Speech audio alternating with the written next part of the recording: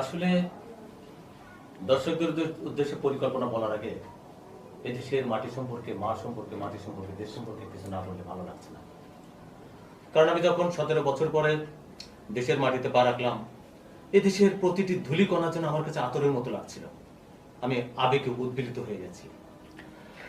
তো যেহেতু আমার কাছে পরিকল্পনা জানতে চেয়েছেন, আমার সর্বপ্রথম পরিকল্পনা হলো আমি নীলফামারীতে একটি মেডিকেল কলেজ করব।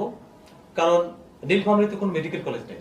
সেখানকার মানুষের অনেক স্বাস্থ্য সমস্যার সৃষ্টি হচ্ছে, তার অনেক স্বাস্থ্য ঝুঁকিতে আছে, যার জন্য আমি নীলফামারীতে একটি মেডিকেল কলেজ করব।